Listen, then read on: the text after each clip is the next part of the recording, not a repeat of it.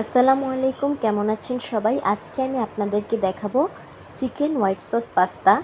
তো আপনারা যারা আমার চ্যানেলে নতুন, চ্যানেলটি সাবস্ক্রাইব করে দিবেন, আর যারা সাবস্ক্রাইব করেছেন আমার ভিডিওটি সম্পূর্ণ দেখার অনুরোধ রইল।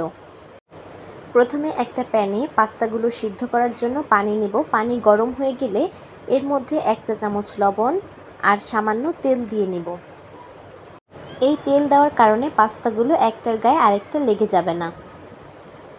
1.5 কাপ পাস্তা এখানে আমি নিয়েছি। এখন এই পাস্তাগুলো আমি ভালো করে সিদ্ধ করে নেব।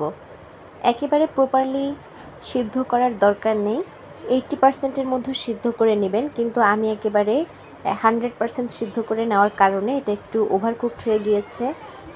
এরপরে চিকেন, 1 চা চামচ মরিচের গুঁড়া, আধা চা চামচ ধনিয়ার গুঁড়া, আধা চা চামচ লবণ, আধা চা চামচ রসুন বাটা, 1 চা চামচ সয়া সস, এইগুলো আমি সব কিছু ভালো করে মিশিয়ে নেব।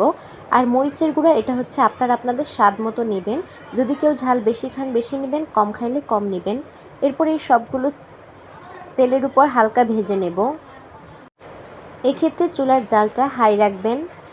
আর এখানে মাংস নিয়েছে আধা কাপ বা তার থেকে কিছু বেশি।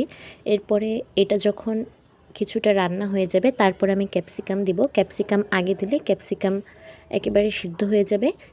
ক্যাপসিকাম কিন্তু রান্নার নিয়ম, একেবারে সিদ্ধ করতে হয় না। এরপর আমি সব কিছু উঠিয়ে নিয়ে সেই পাত্রেই আমি 2 টেবিল চামচ আটা বা ময়দা দিয়ে নিব। ময়দা দিয়ে ভালো করে নাড়ানাড়ি করতে থাকবো। এরপর এখানে আমি লিকুইড দুধ দিব অল্প অল্প করে। তো এখানে আমি 1 কাপের থেকে একটু বেশি লিকুইড দুধ নিয়েছি। আমি সেই লিকুইড দুধগুলো দিয়ে ভালো করে নাড়তে হবে।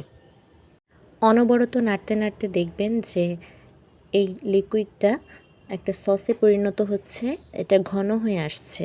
এরপরে এখানে কিছু উপকরণ দিতে হবে। আমি এখানে দিলাম আধা চা চামচ গোলমরিচের গুঁড়া, চিলি ফ্লেক্স দিলাম, এটা আপনাদের স্বাদ মতো দিবেন, এটা হচ্ছে কালার হওয়ার জন্য। আর এরপরে আমি যে চিকেন আর ক্যাপসিকামটা রান্না করে নিয়েছিলাম সেটা এর মধ্যে দিয়ে দিলাম। তারপরে এখানে আমি সেই পাস্তাগুলো দিয়ে দিলাম। তো পাস্তা আর এই সব কিছু নাড়ানোর পর মনে হলো আমার লবণটা দিতে হবে। লবণ আর চিনি, তো চিনি এখানে আমি 1 চা চামচ দিয়েছি আর লবণ দিয়েছি স্বাদ মতো। তো আপনারা এই পাস্তা আর চিকেন ঢালার আগে ওই সসের মধ্যে এটা দিয়ে নিলে ভালো, আর পরে দিলেও সমস্যা নেই। এরপরে সুন্দর করে নাড়াচাড়া করে রান্না করে নামিয়ে নিলাম। খেতে দারুণ হয়েছে, আপনারাও ট্রাই করবেন।